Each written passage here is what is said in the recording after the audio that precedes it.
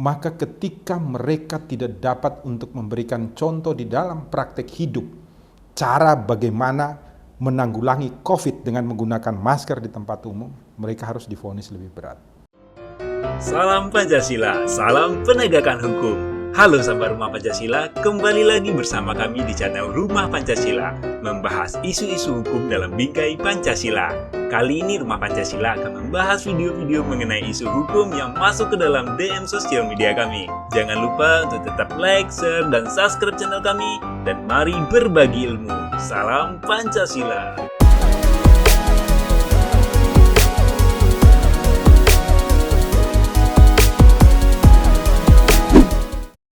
Salam Pancasila dan salam penegakan hukum. Sahabat Rumah Pancasila selalu berbuat baik ya di Rumah Indonesia.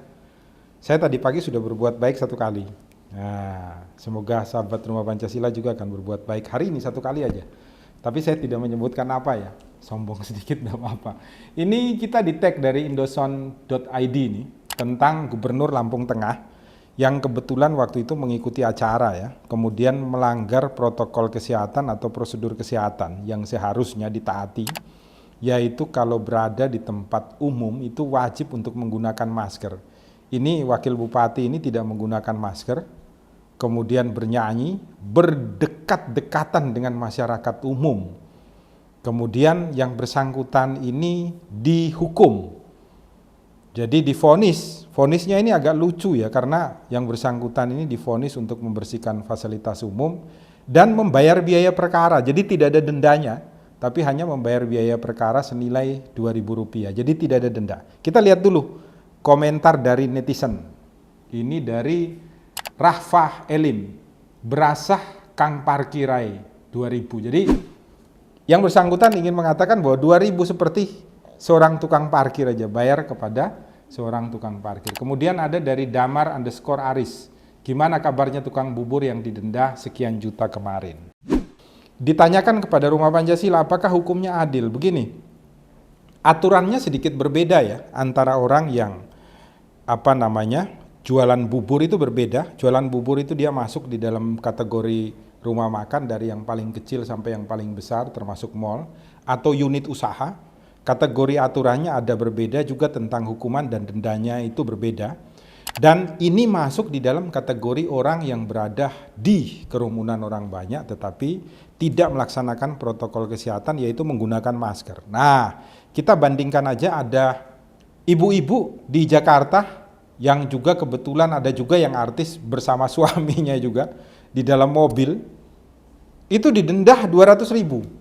Nah, jadi karena tidak menggunakan masker, padahal mereka suami istri loh, di dalam mobil lingkup privat, karena mobil itu adalah milik mereka sendiri dan kebetulan yang ada di situ mereka satu rumah, maka itu lingkup privat, tapi dendanya 200.000. Kemudian ada juga ibu-ibu yang sendiri di mobil tidak menggunakan masker, dendanya juga sama 200.000. Dan banyak lagi masyarakat biasa ini di Jawa Timur itu juga ada kakek-kakek yang didenda karena tidak menggunakan masker juga, Rp100.000 wajib bayar. Nah, di dalam hukum itu aparatur pemerintahan atau aparatur penegak hukum itu hukumannya harus lebih berat daripada rakyat biasa. Karena mereka ini bukan hanya hadir untuk melayani, tetapi hadir untuk memberikan contoh dan teladan bagi masyarakat di seluruh wilayah Indonesia. Maka ketika mereka tidak dapat untuk memberikan contoh di dalam praktek hidup, cara bagaimana menanggulangi COVID dengan menggunakan masker di tempat umum, mereka harus divonis lebih berat. Bahkan bukan hanya vonis terberat dengan denda terbesar terhadap mereka yang tidak menggunakan masker, tetapi juga sanksi moral etis kepada yang bersangkutan untuk wajib meminta maaf kepada seluruh masyarakat, kemudian melakukan pelayanan. Pelayanannya kepada siapa yang pantas?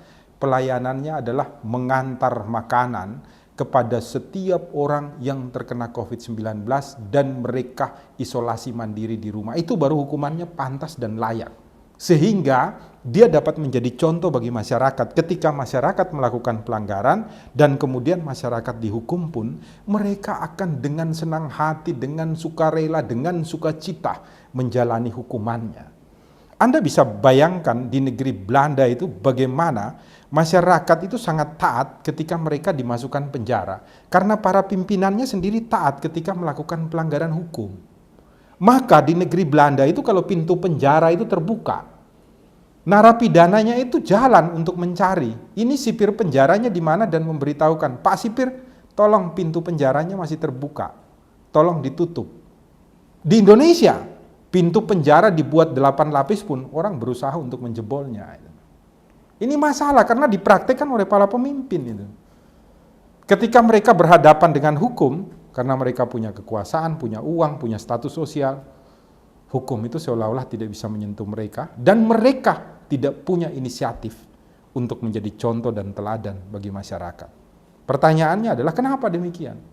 Karena kita tidak pernah dididik untuk mempraktekkan moral Pancasila di dalam status pendidikan kita. Hanya diajarkan tentang teori, tidak diajarkan mengenai keteladanan dan contoh. Intinya Rumah Pancasila ingin mengatakan ini hukuman yang tidak adil untuk masyarakat Indonesia, dan semoga ke depan kalau ada pelanggaran-pelanggaran yang dilakukan oleh aparatur negara, aparatur pemerintahan, aparatur penegak hukum, intinya adalah hukuman mereka harus lebih berat daripada rakyat biasa. Salam Pancasila, salam penegakan hukum, selalu berbuat baik di rumah Indonesia. Sadar, sadarlah